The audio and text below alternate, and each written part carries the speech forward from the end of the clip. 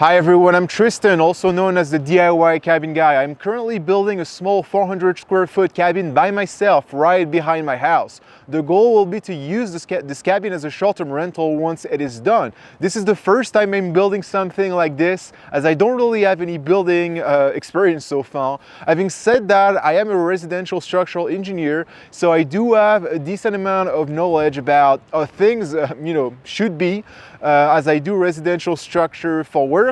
I just don't really have the practical knowledge just yet, which is what I'm really trying to learn about. So I'm doing this video specifically for you Cabin Laughs fans, as I know that you guys love anything cabin related. In this first video, we're gonna go over where I'm at in the construction process so far and what each step of the construction looked like. So before I could start anything, I had to get a septic permit, as I knew I wanted my cabin to have a bathroom as well as a small kitchen. I had to get a brand new septic system installed, as tying into my existing house system was not an option, unfortunately. This part was done by pros, as you need a special license to install the system. They pretty much installed a 1,000-gallon tank as well as 140 foot of drain line. The health department came back to inspect it afterward, as they are very particular, so definitely not worth it to try and cut corners. After that, I started the foundation. I decided that I would go with a simple pier and beam foundation for this cabin, as this seemed to be the easiest way, and also because I was dealing with definitely, an uneven terrain. I went ahead and installed 12 piers, which I hand dug. I used sonotube shaft as well as footing foams, which allowed me to pour everything at once. I also reinforced the footing and shaft with steel reinforcement. This was very intense work, very physical. I used about 70-80 pound bags of concrete and lots of steel. I invested in a cheap concrete mixer for this task, and it was absolutely worth it in the end. I got a couple of piers misplaced by about an inch or so, but really, honestly, nothing dramatic. The next step was to set up the posts and beams which were going to support the structure. This was a really tedious process, as all the posts needed to be at different height to have my main girders perfectly level. So I obviously spent a lot of time on that step, as I knew how important it was going to be to have a perfectly level floor structure. Using a 360 degrees laser was a lifesaver for this task and made my life much easier. It allowed me to get very precise and get the job done with confidence. You can see that I had 4 main girder lines which were going to support my joist, so I pretty much repeated the same process over and over again. The following step was to brace the columns and girders together with some solid wind braces, which were installed diagonally directly from the post to the underside of the beams.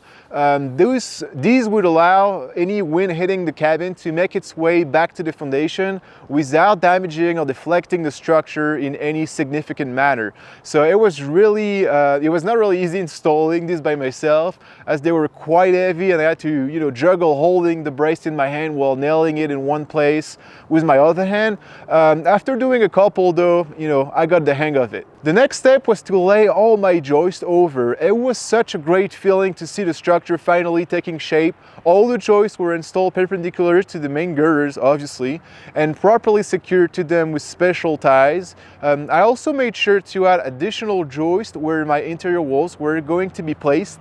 I then added blocking in between my joist, which helps in stiffening the flanc and also preventing the joist from drying and buckling.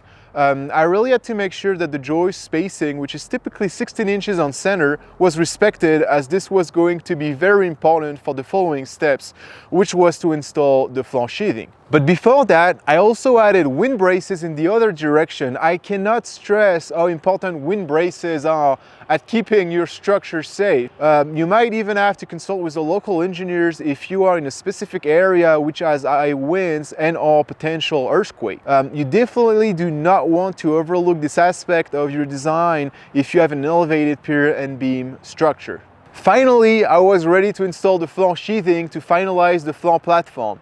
Those sheets of flanc sheathing were pretty heavy, and I had to move them up the hill to the job site. I decided to glue them and screw them in place to get the best possible result and prevent any future squeaking.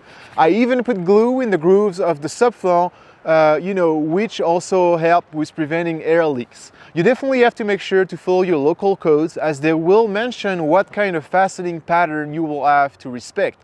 In my case, I used 4 inches at the edges and 12 inches in the center. That is it for now. It took me several months to get to this point, as I only get to work a few hours on the weekend here and there, as I have a family and a full-time job. I have the floor platform all done, and my next step is going to build and raise all my walls. If you want to know more about this building and see very detailed videos showing every single step of the construction, please check out my YouTube channel by either searching directly on YouTube for the DIY Cabin Guy, or find the link directly in the description of this video. I will be back in a few months for another video update on this channel. I hope you guys enjoyed this video, and I will see you in the next one. Thank you.